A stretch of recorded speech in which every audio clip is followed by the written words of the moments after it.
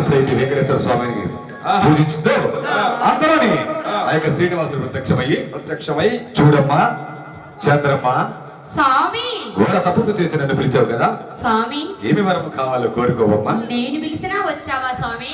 తప్పదు కదా తల్లి, నీ నోటికి భయపడాల్సిందే కదా మరి. నువ్వు కూడా భయపడతావా స్వామి? భక్తుల కోరికలే నా శిరోధైర్యం కదా తల్లి. స్వామి రెండు కోరికల మీద పిలిచాను స్వామి నిన్ను. ఇస్తానన్నాను కదా తల్లి. తప్పకుండా ఇస్తావుగా? తప్పకుండా తల్లి. స్వామి ఈ పెనుగంచి ప్రోలు గ్రామం అంతా సస్యశ్యామలంగా విరాజిల్లుతుంది. అవును. నీ యొక్క శాపాన చినుకనే వాన లేకుండా, గొడ్డు వెయ్యను మేత లేకుండా, తాగడానికి నీరు లేకుండా పెనుగంచి ప్రోలు గ్రామం అంతా కష్టాలలో ఇంకా రెండో వరం ఏమిటమ్మా అది? చూడయ్యా, నా తోడుకోవడం తిరుపతమ్మ ఉంది. అవును.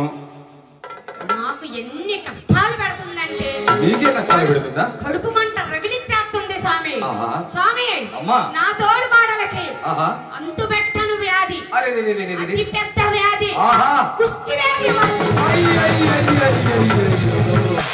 చూడమ్మా చంద్రమ్మ, స్వామి ఇంత కఠినమైన కోరికలు నీవు కోరకూడదు, నేను ఇవ్వకూడదు. స్వామి నువ్వు ఇస్తానన్నావు, నేను కోరుకున్నా. నాకు వరమునిచ్చావనుకో, నేను తెచ్చిన కొబ్బరికాయలు నీ పాదాల దగ్గర కొడతా. నా వరాన్ని కాదన్నావా, నీ నెత్తిన కొట్టిపో.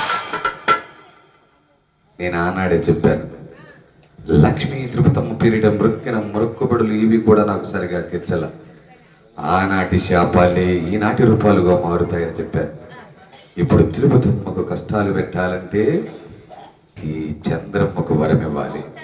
చూడమ్మా చంద్రమ్మ, ముందుగా నీ బావ గోపయ్య ఇరువురు కూడా మన్య భూములకు వెళతారు. వెళ్ళిన తదుపరి లక్ష్మీ తిరుపతమ్మను కూర్చున్న చోట కూర్చోనియకుండా, నిలబడిన చోట నిలబడనియకుండా 30 తిప్పులు పెడతావా?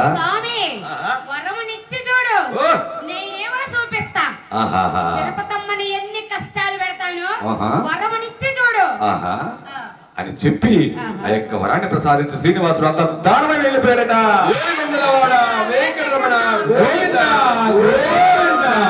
శ్రీనివాసుడు ఎప్పుడైతే వరాన్ని ప్రసాదించాడో వెనుగంచి ప్రోలు పట్టణం అంతా ఏ విధంగా ఉన్నదయ్యా?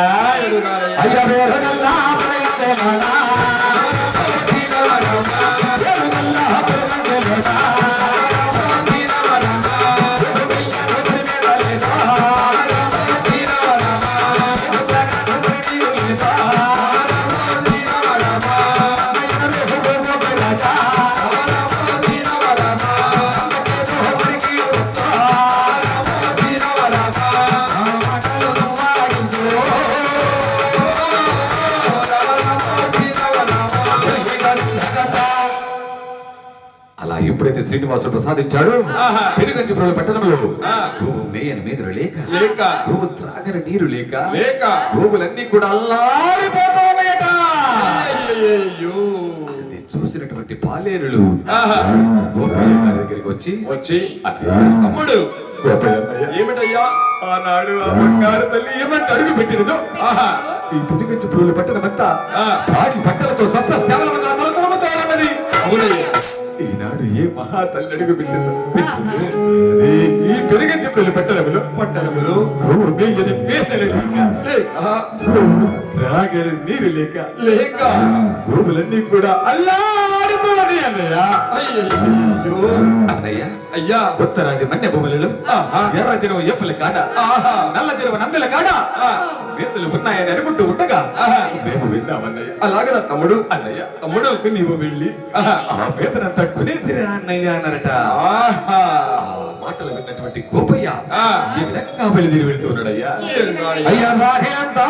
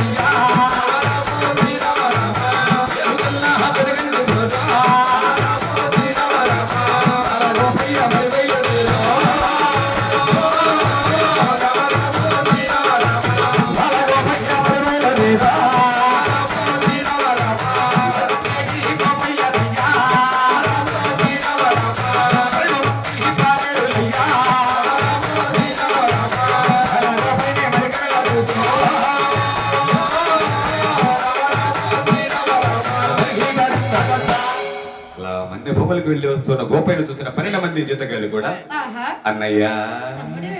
గోపయ్య అన్నయ్య, ఓయ్. మేతనంతా కొనేసి వచ్చావా అన్నయ్య? కొనేసి వచ్చా తమ్ముడు. ఆహా. ఇగో అన్నయ్య, రేపు తెల్లవారుజామున మన ప్రయాణం. ఇష్టం ఉండేవారు నాతో రావచ్చు, అదేదేదే. ఇష్టం లేని వారు ఇక్కడే ఉండేది నా పొలం పనులు చూసుకోవచ్చయ్యా. అన్నయ్య, ఆ. మిమ్మల్ని వదిలి ఏ నాడైనా మేము ఉన్నామా అన్నయ్య? అవును. ఆ. మేము కూడా ఆ. మీ వెనుకాలే వస్తామన్నయ్య అలాగైతే ఆ. రేపు తెల్లవారుజామున ప్రయాణానికి సిద్ధంగా ఉండండి. అని చెప్పి ఆ. గోపయ్య తన భార్య వద్దకు వెళ్ళామంటూ ఉన్నాడయ్యా. ఏమంటున్నాడు? అమ్మా వాజయ్య దేవాదేవానమ్మ.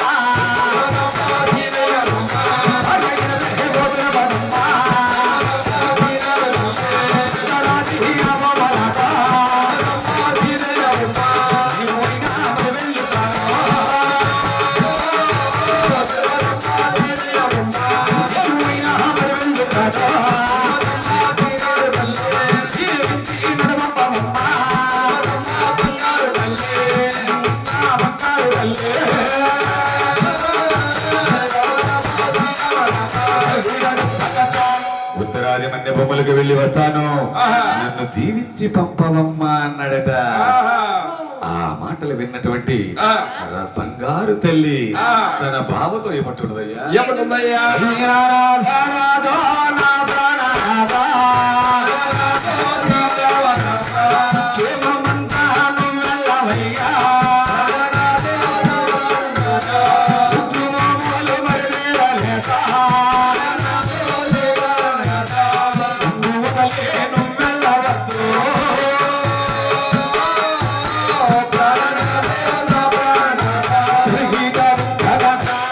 బావా, దేవి, నన్ను వదిలి నువ్వు వెళ్ళవద్దు బావా దేవి. అంటూ ఉన్నదట. ఆహా. ఆ మాటలు విన్నటువంటి గోపయ్య, ఆ.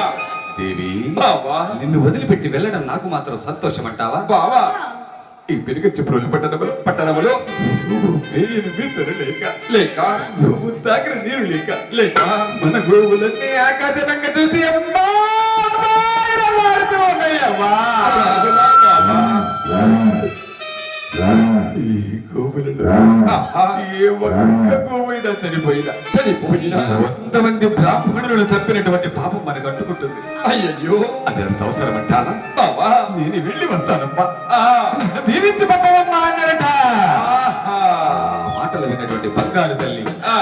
అలాగైతే బాబా దేవి. మన ముందుగా ఆహా. నా పుట్టింటి నుంచి తెచ్చిన జన్ని గోవుని పూజించిన తరువాత మన మందనంతా తొట్టి దాటించు బావా అన్నదట.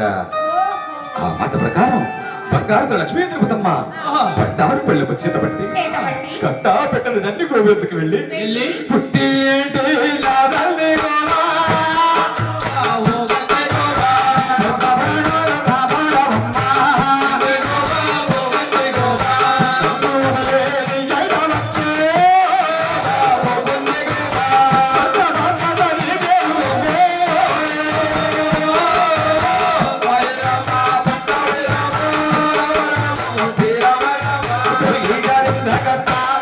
అమ్మా నా భర్త నన్ను వదలి నీటుస్తున్నాడమ్మా. అవునమ్మా నా భర్త ప్రాణానికి సరే సరే నా భర్తను నువ్వే చూసుకోవాలమ్మా తల్లి గోవా చూసుకుంటాం తల్లి. అని చెప్పి అలా వెనుదిరిగి వస్తూ ఉండగా ఆహా. అరే రే రే రే రే రే. అరెరెరె. నా గురించి నా భర్త గురించి చెప్పుకున్నాను కానీ అవును కదా. నా తల్లి గోవ గురించి ఒక్క మంచి మాట కూడా చెప్పలేదు కదా. అయ్యయ్యో. అమ్మా అమ్మా తల్లి గోవా అమ్మా పొదల చాటుకు వెళ్ళవద్దమ్మా. సరేనమ్మా. పెద్ద పులులు పొచ్చి ఉంటాయి తల్లి. అలాగనా తల్లి? అమ్మా అమ్మా దొంగ మేతలకు వెళ్ళొద్దమ్మా. అమ్మా నీవు కనుక దొంగ మేతలకు వెళ్ళినట్లయితే లక్ష్మీ తిరుపతమ్మ దండగా దొంగగా తల్లి అమ్మా దొంగ ఊపులు ఉంటాయి, జాగ్రత్త అమ్మా. అలాగేనమ్మా. అంటూ ఉండగా ఆహా అంతలోని గోపయ్య 12 మంది జత కాళ్ళను తెచ్చుకొని ఉత్తరాది మన్య భూములకు వెళ్ళి 12 మధ్యలో వేసుకుని ఆహా గోపయ్య కూడా మధ్య వేసుకునే విధంగా ఉన్నాడయ్యా. ఏ విధంగానయ్యా? ఉన్నాడయ్యా గోపయ్య ఉన్నాడయ్యా, మందాను కాపాడుతున్నాడయ్యా. నాడయ్యా గోపయ్య నాడయ్యా, నందానుగా పాడుతున్నాడయ్యా. రాణి దేవుల ఏ పాలగాడాయ బంగారు మల్లయ్య మీద నాడయ్యా గోపయ్య నాడయ్యా, నందానుగా పాడుతున్నాడయ్యా. ఉత్తరాది భూములకు వెళ్ళాడయ్యా, మందాను కాపాడుతున్నాడయ్యా. నాడయ్యా గోపయ్య నాడయ్యా, నందానుగా పాడుతున్నాడయ్యా. అలా మమ్మల్ని మన్ని భూములకు వెళ్ళి 12 మందిలో వేసుకుని గోపయ్య కూడా మంది వేసుకుని ఉన్నాడట. ఇక ఇంటి దగ్గర చుప్పనాది చంద్రమ్మ నెత్తి ముసుకుని వేసుకుని వేసుకొని తన పుట్టింటికి ఈ విధంగా వెళ్తున్నాయ్యా. ఆహా ఆ